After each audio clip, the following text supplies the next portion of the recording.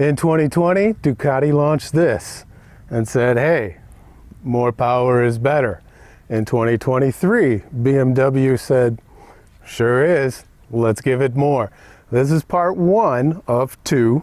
Let's do the Ducati first.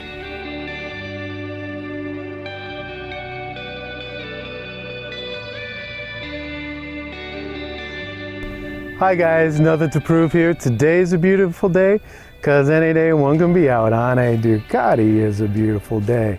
You're looking at it, yeah, the last Super Naked that I have left to ride. Now I can say with all honesty, I've ridden every single Super Naked out there.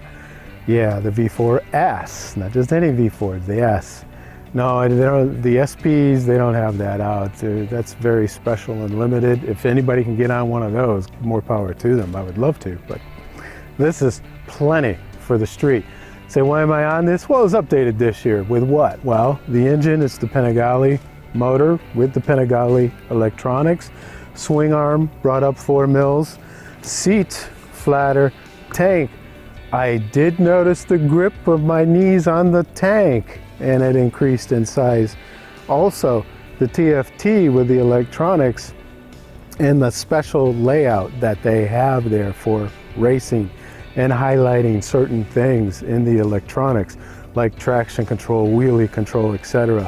That are more prominent along with the RPM. Beautiful, loving the TFT for a track day. Now you say, okay, that's what's updated. How is this, Scott, compared to the competition? There's some interesting things here. First, I want to point out I have these assorted by weight, and we can discuss till we're blue in the face the weight of these bikes, because especially the M series BMW, you can get down to 195 kilos, I think, in that area if you drop in some serious cash. But look at the power of this bike. Now look at the power of the M1000R. Now we know why BMW stuck the shift cam in that. 1 kilowatt more. Interesting, BMW. Just not to be one-upped by Ducati. That's funny. Hilarious, though. Yeah, and then the rest of these stats as far as tank size. Oh, and yeah, and there's no gas gauge on this thing. Come on, Ducati, give us a gas gauge. It is a street bike, albeit focused for the racetrack, track days, yeah. Give us a gas gauge. I don't know. I think all the other Super Nakeds actually have gas gauges. If they don't, somebody leave in a comment below and tell me which one, because I'm almost positive they all do. This is the only one that occurred to me that doesn't have a gas gauge. Panigale doesn't either. So there. Now, these are the numbers that you see there, the power. They're the same numbers basically that you'll see with the Panigale, just a little reduced for and put into this nice, neat Streetfighter package, basically. And the 4 power modes, you have low, medium, high, and full power. Full power will give you the full motor, full access to all the power in the motor in every gear except first gear. So low would be down to like 160 some PS. Also, that's what I want to talk about, is the sweet spot here for the power. Take a look at that chart again. What do you see here? Like Aprilia, the S1000R, the MT10, the Super Duke, the sweet spot for power seems to be right around that 170 mark.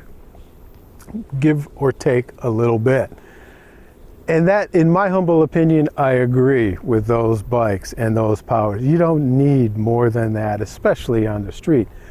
So why is this here? Why does this exist, Scott? Track day is really, to be quite honest with you, the only place you're going to use this much power. Same thing with the M1000R. Come on. You're not going to use it except for a track day. Because on the street, you're already in second gear and you're illegal at every moment unless you're on the Autobahn, you know, come on. So now how, given that, how is this powertrain on the street? Well, let's just do a little roll on, shall we? Nobody's behind me, to see how this quick shifter is. Yeah, okay. Spot on. Yep. It's the Panigale. Perfect shifting, instantaneous shifting, no problem. No ifs, ands, or buts about that, guys. This powertrain is sharp. It's a scalpel. I know we said that about the 890 Duke, 790 Duke, but this is a surgeon's scalpel. This is so precise. This powertrain, you can tell, well, it's the whole Panigale powertrain, and I can feel it right away. I mean, you can just drop a gear or two into and just roll on it. And you just lose it. and then, oh yeah. No ifs, ands, or buts about this machine. It belongs on a racetrack with this powertrain engine and transmission. And if you get it for that, 2 thumbs way up. Now, if you get it and say, I'm not gonna go, I might do a track day, then I don't know if I would consider this bike, because it is so, unless you got money to burn and you like the Ducati Prestige, that's the word I'm looking for, then 2 thumbs up for this powertrain, even on the street. But for everyday streets, I cannot give this thing 2 thumbs. 1. They say, well, what super naked would you? Super Duke R. Boom, no problem. The S1000R, yes, no problem. The MT10, yes, no problem. 2 thumbs for the street. This, no, only 1. It's too twitchy. It's too thoroughbred racehorse-ish, and it doesn't like to go at normal legal speeds, whatever they are. That's why. Oh, cute little pony. This is getting 1 thumb for the powertrain. Take a look at this beauty right here. Yeah, the steering damper, Uhlens, and yeah, of course, we got there. Fully adjustable, semi-active. Semi-active what? Yeah, Uhlens down here too. 120 mils of travel, 330 on a 430 Brembo style Lima, of course. And take a look at the rear suspension. This is a thing of beauty. Oh, liking the looks of that bad boy, yeah. And then a single Brembo down here. So how did this Panigale chassis basically feel on the street? Oh, that front brake is awesome. Good feel, good feedback. Well, that's what's expected from these style Limas, the 430s. Oh, yeah. And then, this thing in a corner is just so precise. Is the perfect word for this. Is how precise this, at what level of precision, there we go, is this bike. And you could say, oh, this thing is so tight in a corner. It's like, oh, yeah. And that rear brake, it's a little vague. I criticize rear brakes, and I'm going to criticize this one. I don't care for it. The single piston Brembo, it's not giving me the feel and or the feedback that I would like. Especially trail braking there with the rear brake. I know everybody says, no, don't do that. But yeah, you do it. I do it all the time. But this semi-active suspension, oh my goodness, is so spot on. Wow, you just go in and this is like, oh, perfect. Oh yeah. Wow. This thing will hit every ant in the road if you want to hit an ant. That's why this chassis is so precise. Oh yeah. Oh, this is a real tight but it's a blind. I can't see if there's any other cars coming, and you have to be careful because these guys will come up and they're in your lane. Even though I'm all the way over to the right here, they will be right there, and they're like, no, you're screwed, and you're a fly on their front grill.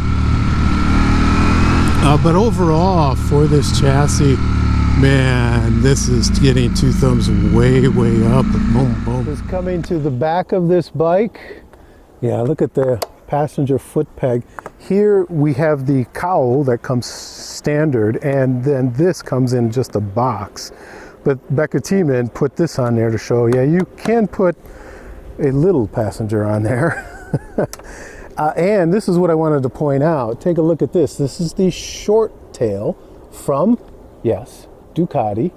And take a look though, it does not extend beyond the rear tire. Take a look at that, it does not. Here, let me get out of the shadow there. So you can see that there, and it's still legal though. Because I asked, does this pass the TÜV? And they have it on the Panigale too.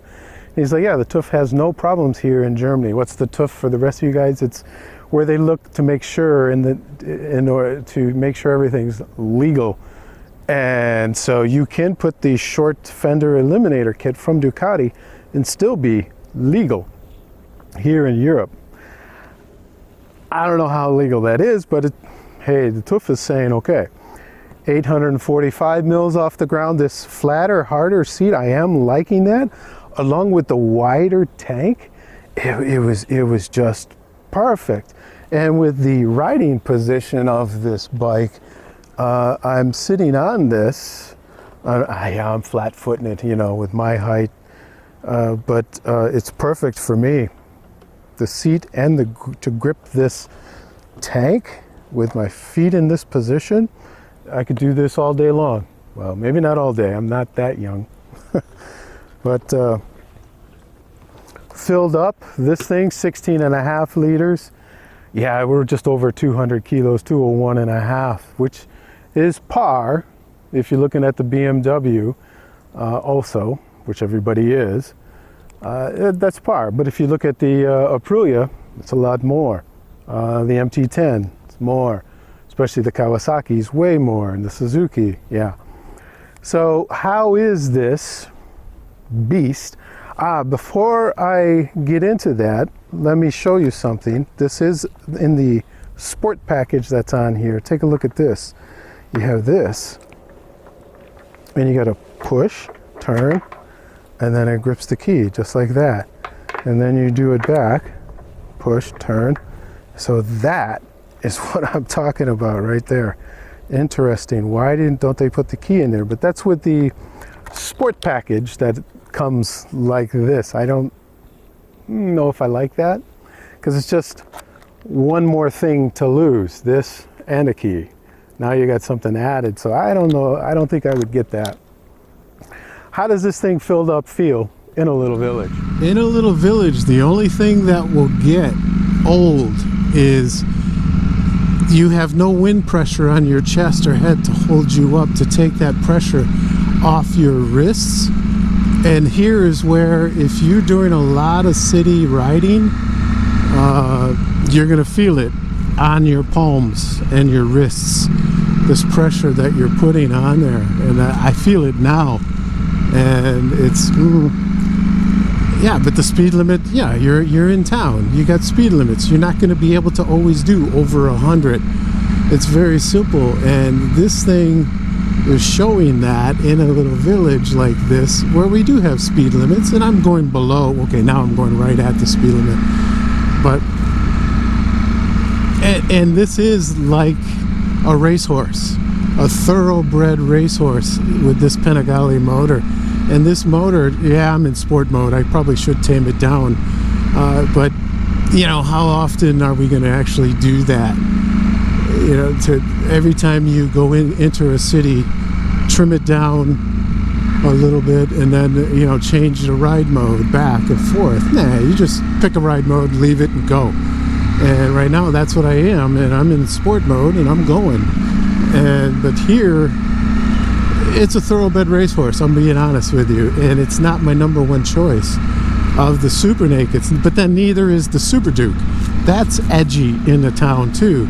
Probably the MT10 would be the best Super Naked now in a small village, or if you gotta go across a big town every day. Yeah, I wouldn't pick this bike or the Super Duke. Now the BMW S1000R, that would be okay as a city commuter too. But this bike in a little village, yeah, it's getting one thumb.